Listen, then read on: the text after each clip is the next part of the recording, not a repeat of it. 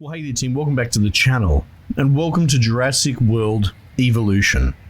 So this, I believe, will be the final game for the epic 15 days of Christmas that we've been covering. Basically, Epic Store has been giving away a free game every 24 hours. They ordinarily do it every week, so you should be paying attention to that anyway, because it's just good value for the customer. But for the past 15 days, they've been doing one a day, and I've been covering it so far, and today, this is the new game that they're putting up for free. Which is interesting because we've actually been streaming this on the channel previously, so this is as good an excuse to return to it as I could think. We'll be running on my actual version today on Steam, just because I've already made so much progress. I'll be able to show you the game a little bit further in, see what you're in for. Essentially, this is a sort of spiritual successor to Operation Genesis. Some might remember that. It was a console, not RTS, but management game in the same vein as this, where you run your Jurassic Park, and the hazards you have to deal with are like weather and animals breaking out and that sort of stuff. So this is very much carried across the same. It's also made by the guys that do Planet Zoo, which I want to look at that more, and that's pretty freaking robust as well for this sort of park management genre. Lots of expansions that you can explore and have a look at, but for the moment we're just going to continue on with the current, current save that we're running, because the way that this game works is it's almost Metroidvania in its progress. You bounce back and forth between islands. So you start with your first island, and in fact this is the first island, I believe.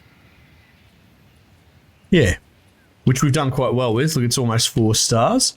And if you were to pull up the menu through here, you'll see there's our island rating, but if you click onto it, it gives you an idea of that. They say unlocked, but these would be prerequisite, like 3 stars and 4 stars to unlock these islands, right? And then in turn, you go here and these are all the islands available. I've still got a couple locked, you can see, but they're saying, you know, we need to get Isla Pena up to 3 stars and Isla Tucano as well. So there's all these sort of, you can only get an island really so far, and then you jump forward to another one. You unlock more research, more dinosaurs that you needed the second island to do. Then you can jump back to a previous island and jam it up. So there's a lot of back and forth as you manage all the different parks, and they all have their own unique sort of environments, hazards, problems, you know, local issues. This one here is Isla Nublar, which is ultimately a free-for-all sort of sandbox island. It has the highest requirements if you want to get to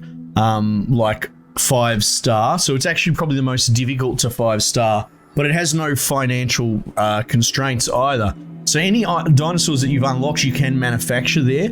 So it's less about money and more about a utopia, but getting to that 5 stars, it would be kind of impossible, at least until you have more unique species unlocked from all the other islands. So it's very cool that you unlock this fairly early as a sandbox option. But the challenge of getting to 5 stars just won't happen unless you complete like the other islands. It's so clever. I think it's great. I'd love to see it in more games. Dead Dinosaur. Let's see what's going on there. Right, so essentially, on my island, I've been doing a bit of a cull. This used to be full of dinosaurs, but I put a bunch of meat eaters in here, and I allowed them to go apeshit. So this Ceratosaurus over here, he's going alright, but I think I've got another one in there that I called Grimlock. There we go. Now if we click on old Grimlock here, he's having a great time, and he has a very, very high rating. Combat Infamy plus 70. Now the interesting thing is, so that's his rating, 192. You can see this guy's got a rating of 106. Even the herbivores, they have a rating as well, 19. And this is because he's a pretty low tier dude. He probably isn't the healthiest. His authenticity is quite low, so he doesn't have the best genome, which is like how much of their, their genome that you've unlocked as a percentage, right? Let's get rid of that body because we don't want some disease. So if we hit T, we can pull up the transport team, and we can tell them just to get rid of that body. But the thing with the combat infamy is interesting. If you get a dude to kill another dude, generally speaking, it's going to be a carnivore, although the herbivores do fight back. He will take 50% of the other guy's rating onto his rating as infamy. So you're sort of compacting it down. And that's the thing I've been playing into recently. I mean, it's an expensive sort of exercise because some of these dinosaurs cost millions of dollars to make. But it's a great way to make individual dinosaurs really jacked and jammed up. Look at them. The carnivores do not get scared of the helicopters. They watch them. Little bastards. Anyway, so if you want to talk about star rating down here, you can come here and this is what your island is made up of. So my dinosaur rating's pretty off the chain, right? And this is the beginner island. Unique species target 6 of 4. So as long as you got 4, you're not going to get penalized. And then it's adding up all the ratings. There's welfare penalty because we had that dinosaur die, but that'll clear shortly enough. But you can see it adds up all the combat infamy and that as well. No variety penalty, but you don't get a bonus or anything like that. So to be honest, as far as just dinosaur rating, everything's pretty hunky-dory here. Facilities though, you can have a bit of a breakdown here and you can have a look here and see, okay, fun rating is at 20%. So if we want to deal with that, well, we'll get to that. Let's top up this feeder that's run out of food wherever that is. Where is it? Down here. The goat feeder. So we'll send a little ranger car down here to refill that. We don't want the boys going hungry. So fun rating. So what the best thing you can do is no access. Ranger team cannot find a route to the destination. Oh dear. Did I not build a road all the way around? How can they not find a route? Oh, you know what? I haven't put a fence in there because that's a relatively new enclosure. Let's put a gate. Like that. Let's try that again. There's always something to do.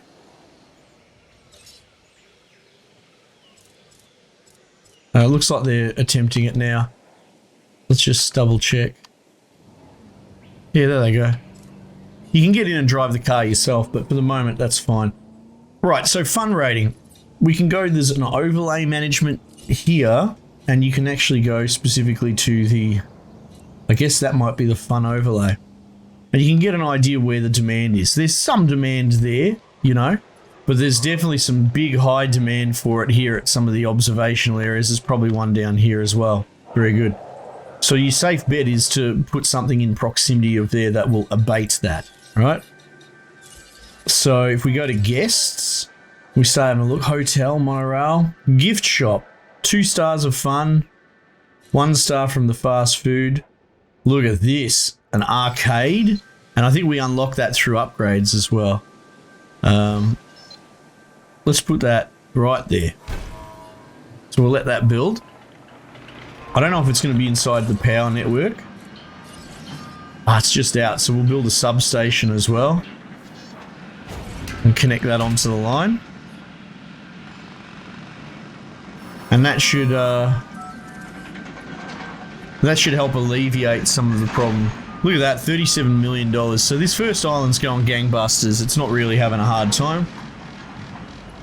Give you an idea of where it can go sort of in the later game. Anyway, let's just let that build. I've been doing all sorts of experiments with my enclosures and pinning all these dudes in and making sure they're looked after. These fucking raptors, though. I've had to electrify the fence. They broke out that many times.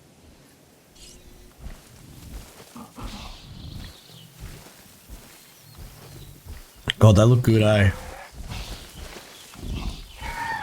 Might as well, while we're here, they have all these requirements as well.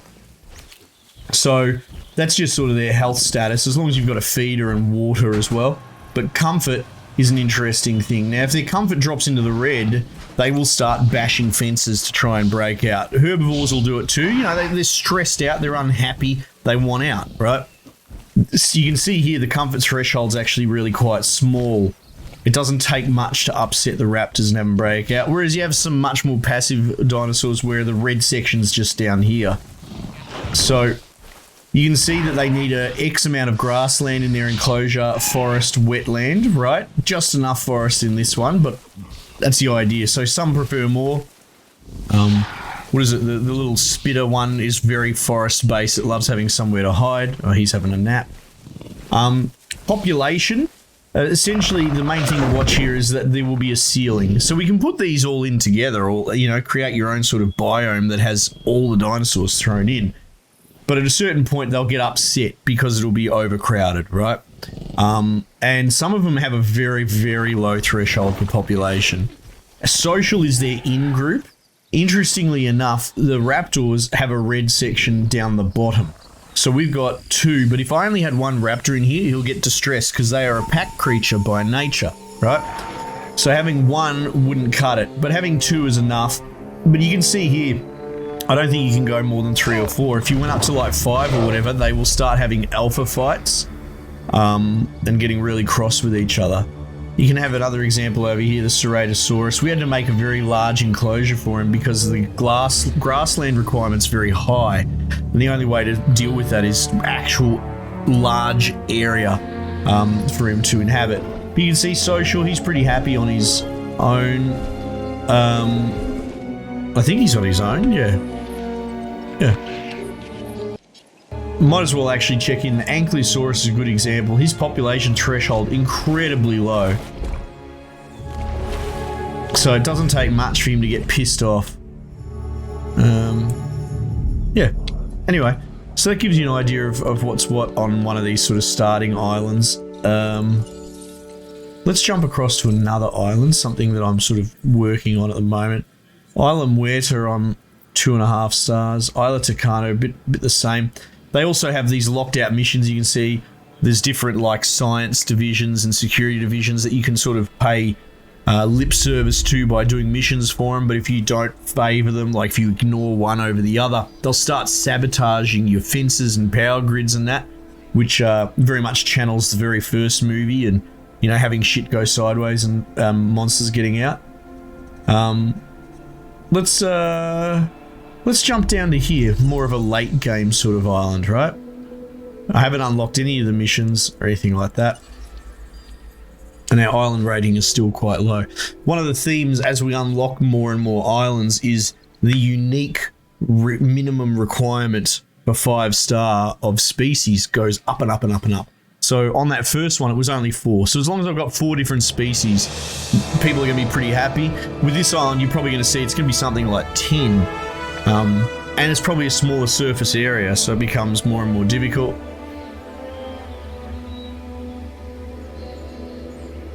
So we built some hotels here. So this place, I believe the trick with this one was that it was kind of dinosaur ready to release. Right, so the big experiment that's going on down here is that I'm making a super reserve. I've been putting everything in. Look at this. This was the Ceratosaurus that was messing everything up. He's just not going to start shit with a Diplodocus. But I've got a bunch of Ceratosauruses wandering around. And I've actually got a bunch of sort of like herbivores too. Triceratops, Norsatops, that sort of thing. Just sort of maintaining this this area. Now, interestingly, this is more for just the battle royale sort of component. Getting an Edmontosaurus out of I'm just feeding into everything, killing each other because they ultimately pass their there's a little baby Struthiomimus running around. They pass their value to each other when they die. So this isn't actually something that's strictly made to be observed. I mean, this is how I've decided to play the game personally for min-maxing. So yeah, we're just going to keep chucking things into that arena, and that's going to keep increasing our dinosaur value, right? The unique species target 9 out of 12. Now here's the interesting thing I figured out about this game. See, we're getting a variety penalty because we haven't hit the 12. If you go to dinosaur visibility, which is incredibly low at the moment, that is by species, not by actual volume. If I had 100 Struthiomimus and that's all I had on my island, and only one of them was visible, I would actually have 100% dinosaur visibility because this counts by species. So that's why it's so low, because I have so many different unique species, it's quite difficult to keep them all covered. And that's why I was doing my pen arrangement. Hang on, let's see if we can cure this poor little bloke. No problem. Because he's feeling sick. So up the end, I'm doing the same thing. No, that doesn't need resupply. maybe it does. No diseased dinosaurs detected. Oh, it's probably because it's dead. Alright, well, let's resupply this. Acknowledging request for feeder resupply. And the dude that died was an Edmontosaurus. He got hunted down before we could cure him. So we're going to incubate an Edmontosaurus to replace him almost immediately. You have a look down here. He's on 86% genome, which affects his chance of being... like, if you had 100%, he won't fail when we make it.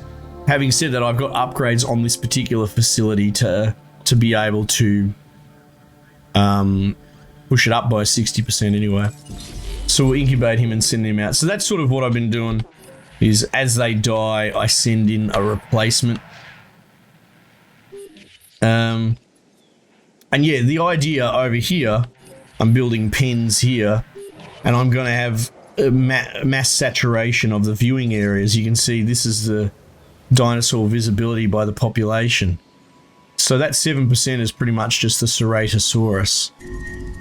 Oh, there's a dinosaur fight going on.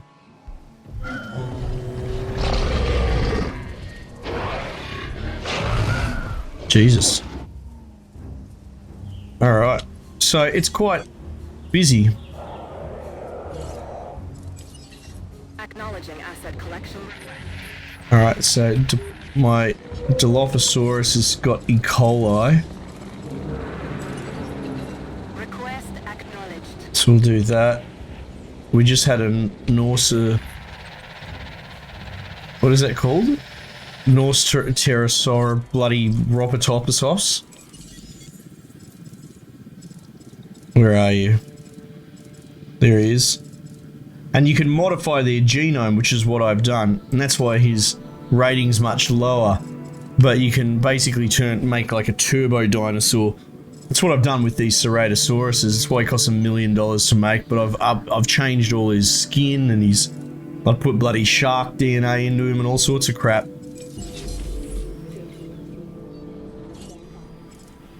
Put this Edmontosaurus back into the equation. So it keeps you busy.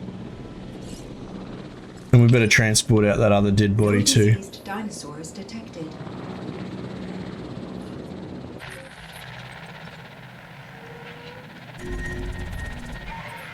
Look at that, they're bashing up another Norsa's tops. So we better get another one ready to go, I think. Anyway, it's a good system. And they've killed a Corythiosaurus as well. That's the thing though, as much as I enjoy this system, it's becoming quite a lot of management. He's still fighting. Oh, he's on 1%. He's not long for the world.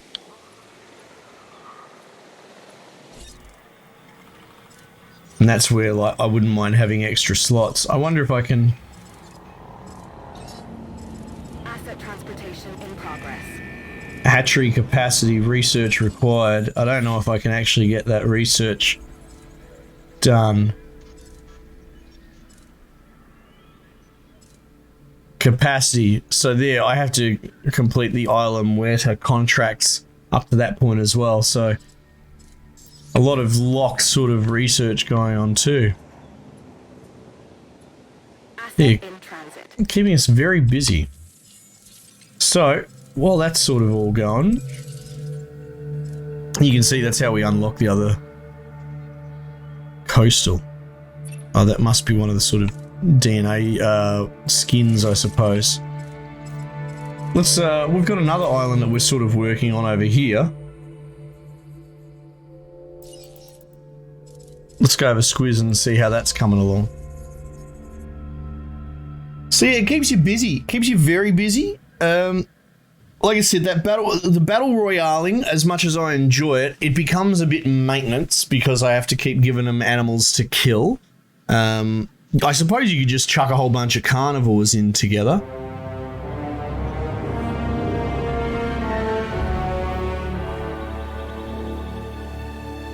So it's kind of cool, slightly different biome.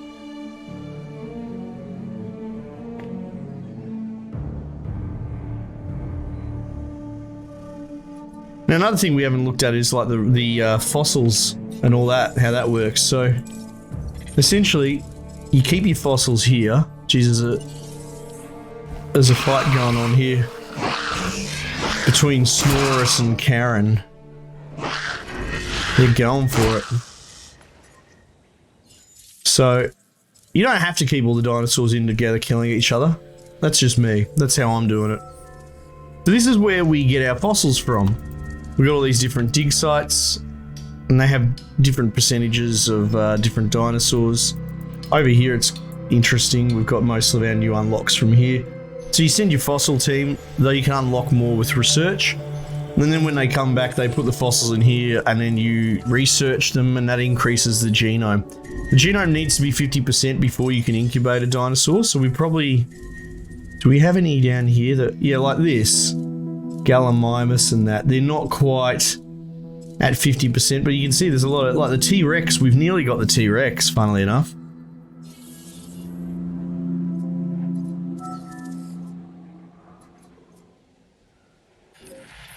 And here's an experiment we were trying, because the hotels have a visibility range as well. I was like, well, why not put like a little park around the hotel to get that visibility?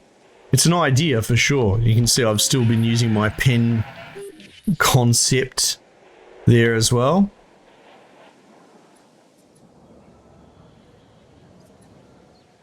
Research. Now, research is an interesting thing as well. There's lots of different types of research. Genetic is pretty good for just jamming up your dinosaurs and that. And you can only have so much queued at a time, though it looks like I've got 2 research teams. But it gets quite expensive, especially when you're looking at enclosures, like buildings. You can buy more buildings and that as well. There you go, we can get a bowling alley. But it starts chipping away. So this is sort of the second island I unlocked. That's why we've got like $7.5 million. So we're doing actually pretty well. What's happened here? I've got some raptors ready for release. I can't even remember what I was doing. Oh, so I'm doing the same thing here. Except raptors are a pain in the ass. That's why I'm releasing 2 at once. So let's get them involved. Actually, where's this feeder that needs servicing? Ranger team. Attending to feeder supply. Alright. Where's this raptor? Alright, so he's lonely. You can see it's flagging up red. His comfort's dropping. Everything else is good though, which is fine. And we've got a second one deploying almost immediately, so that's going to balance it out. Alright, our fossils are back, so we can commit them. I think this here is just no DNA, but you can sell it with a double click to make some quick cash sort of thing as well. So they'll run around in there. These raptors probably aren't that happy being in there with the... Yeah, panicking. If he can catch them, he will fight them. And I think we've got the little Dilophosaurus in here as well. He's not going to be that happy about the raptor situation either.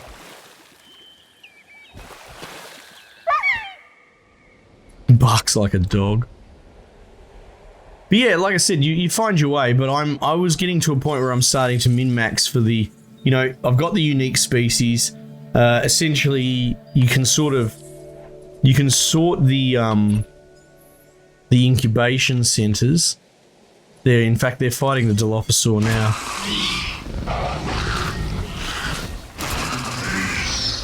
Chances are the raptor wins, but you never know.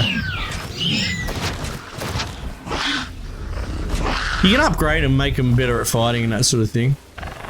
Yeah, this is how it usually goes down. The Dilophosaur will flee, but the other bloody raptor will start a fight with him, and he's already behind the 8 ball because he's down life. I've seen enough of these fights to know how it's going to go. So if you incubate these as well, there's all sorts of different sort methods, right? So you can sort by total rating. Base rating is what I sort them by, right? Give you an idea of what their rating's at. Now, it is dictated by their genome completion. Interestingly, like the Brachiosaur is only at 56%, and it's right up there, right? So then what I'd potentially... Fence broken, that's fucking not good. Hang on. Uh-oh.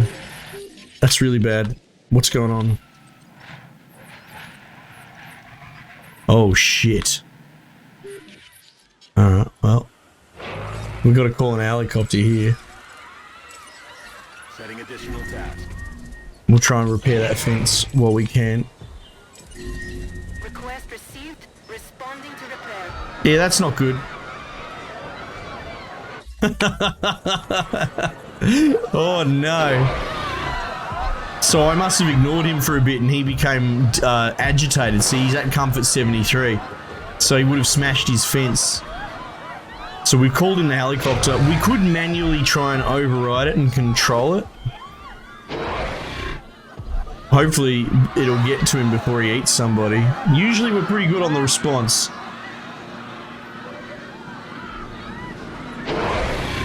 Yeah, here we go. There goes the ranger to fix the fence. So the helo's going to try and trank this guy. Come on.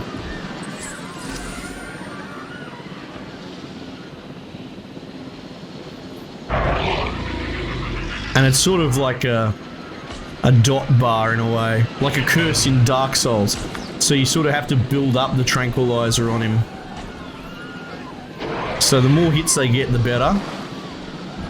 And there we go. We got him. Disaster averted. So let's figure out what happened here. I mean, he's got a feeder. He's got water. He might have just not been very happy. I don't know. We'll have to find out. There will be a reason. We'll put him back in his pen. Asset requiring collection. And we'll see if we can figure out what went wrong, you know? Low health. Yeah, meanwhile, we've been missing... So exactly as I predicted, they're starting to fight with the Dilophosaur. And he's only on 20 health. Bit of a prick move, to be honest, but... They're not here to fight fair. Alright, my feeders are all run out there, so I'll get a ranger team onto them to refill them. Dead dinosaur. Right, so he's killed the Dilophosaur. That'll pass. He's scored to him. I'll just queue up a new Dilophosaur. So you can see I've fallen into a bit of a rhythm.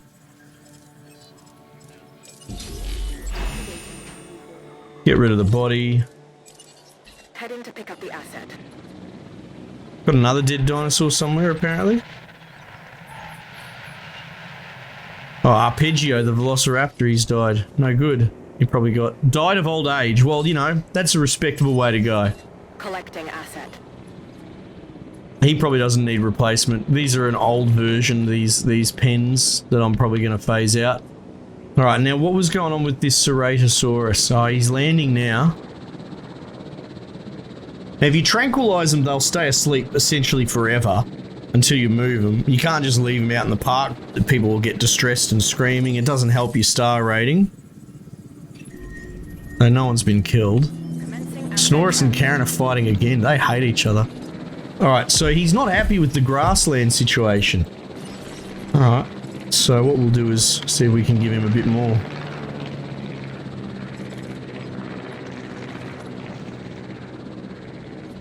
What do you reckon of that, mate? Not quite. Asset has been collected. Alright, so what we might actually do is make more room. Like that. That'll probably fix it immediately. There we go, he's happy. So I managed to get the balance off a little bit of his biome and he wasn't happy with it. So that's pretty good. I think we've done well to sort of showcase just about all of what this game is. Lots and lots to do. Lots of different islands to manage. You can get stuck in on one and try and min-max it. You can try and jump between them all. It's outrageous fun. I really love this game. And I'm glad to sort of boost it and say, go get it while it's free, essentially. Alright team, might just leave it there for the time being and I'll catch you guys on the next one.